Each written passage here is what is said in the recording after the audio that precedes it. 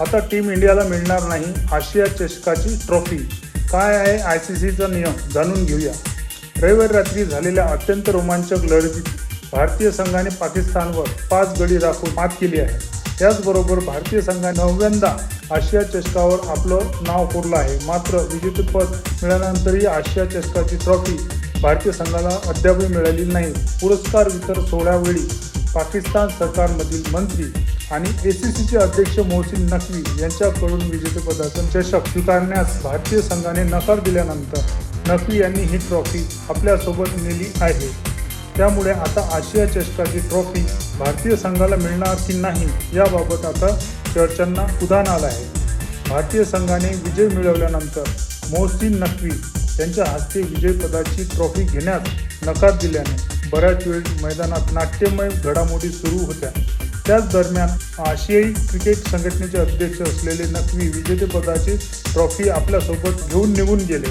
त्यानंतर भारतीय खेळाडूंनी ट्रॉफी न घेताच विजेतेपदाचा जल्लोष साजरा केला। तसेच हातात ट्रॉफी घेतल्याचा अभिनय करत फोटो काढले। आता ट्रॉफीबाबत ICCचा नियम काय आहे हे पाहणं महत्त्वाचं ठरणार आहे। विजेतेपद मिळवल्यानंतर कर्णधारांनी ट्रॉफी स्वीकारण्यास नकार देणं हे ICCच्या आचारसंहितेच्या अंतर्गत येऊ शकतं। मात्र याबाबत कुठलाही स्पष्ट नियम बनवण्यात आलेला नाही। अशी कृती ही क्रिकेटमधील खेळाडूवृत्तीच्या विरोधात असल्याने मानले जाऊ शकते। आता भारताचे कर्णधार सूर्यकुमार यादव यांना त्यांनी चषक का स्वीकारला नाही याचं स्पष्टीकरण द्यावं लागणार आहे। त्यानंतर आशिया क्रिकेट संघटना आणि ICC त्याबद्दल पुढील निर्णय घेऊ शकतात।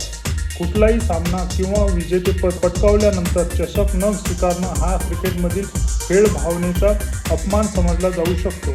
तसेच उद्यापासून ICC आचारसंहितेचा मुख्य उद्देश आहे। त्यामुळे सूर्यकुमार यादव यांनी त्यांनी केलेल्या कृतीबाबत स्पष्टीकरण द्यावं लागण्याची शक्यता आहे।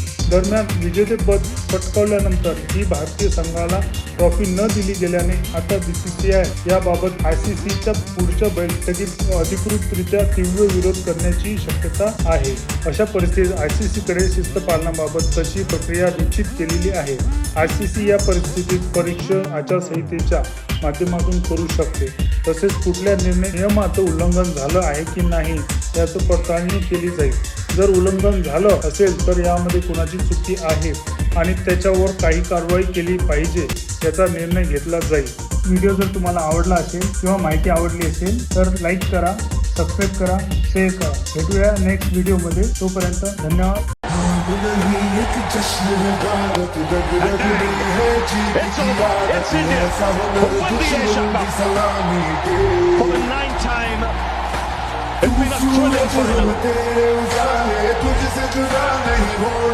Rinku Singh, first game of the tournament, one ball he plays, puts it away to the boundary.